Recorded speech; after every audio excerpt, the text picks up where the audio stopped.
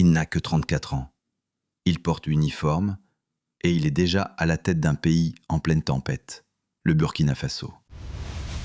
Capitaine Ibrahim Traoré, militaire de terrain devenu président. Mais au-delà du pouvoir, c'est une vision qu'il porte, un rêve panafricain, une inspiration qui rappelle un certain Thomas Sankara.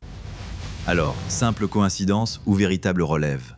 Aujourd'hui, on plonge dans le destin hors norme du plus jeune chef d'État au monde.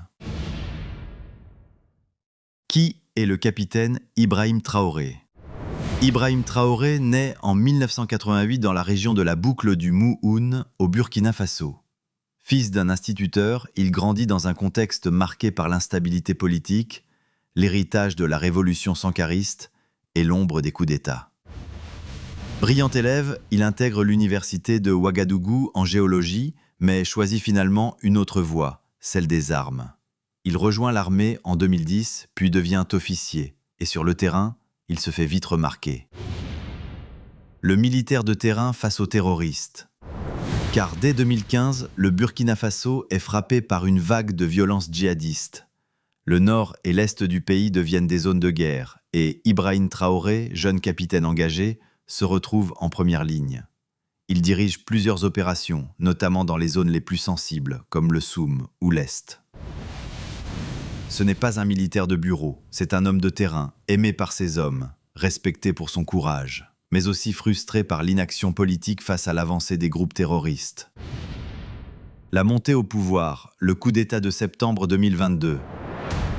En janvier 2022, un premier coup d'État porte Paul-Henri Sandaogo Damiba au pouvoir, avec une promesse, reconquérir le territoire. Mais 7 mois plus tard, la situation ne s'est pas améliorée.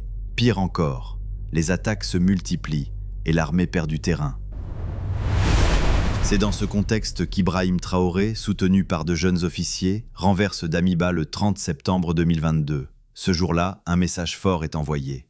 Nous avons pris nos responsabilités. Un coup d'État éclair, mais sans effusion de sang. À 34 ans, il devient le plus jeune chef d'État au monde et il annonce « Ce n'est pas un pouvoir que je cherche, mais une solution pour notre peuple ». Ses premiers pas au pouvoir. Un langage de vérité. Dès ses premiers discours, Ibrahim Traoré surprend. Il parle sans langue de bois, dénonce l'ingérence étrangère, critique ouvertement la France et remet en cause la présence des bases militaires étrangères. Très vite, il demande le départ des troupes françaises, ferme la base militaire de Cambouin-Saint et se rapproche de partenaires alternatifs comme la Russie, la Turquie ou encore l'Iran. Il relance aussi la production nationale, encourage les jeunes à se former et multiplie les discours patriotiques. La jeunesse doit prendre ses responsabilités. Ce continent est à nous. 5. Ibrahim Traoré. La renaissance de l'idéal sankariste. De nombreux Burkinabés et Africains voient en lui une réincarnation moderne de Thomas Sankara. Comme lui, il est jeune, militaire, patriote, anticolonialiste. Comme lui, il refuse le luxe et prône la sobriété. Il lance une réforme sur la refondation de l'État, la transparence budgétaire et appelle à l'autosuffisance alimentaire. On le voit en treillis, entouré de son peuple, distribuant de la nourriture ou visitant des camps militaires. Un président proche de son peuple.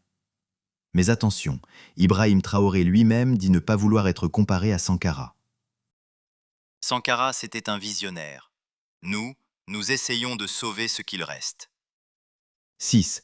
Sa vision pour l'Afrique, l'unité ou rien. Là où Traoré va plus loin, c'est dans son ambition régionale.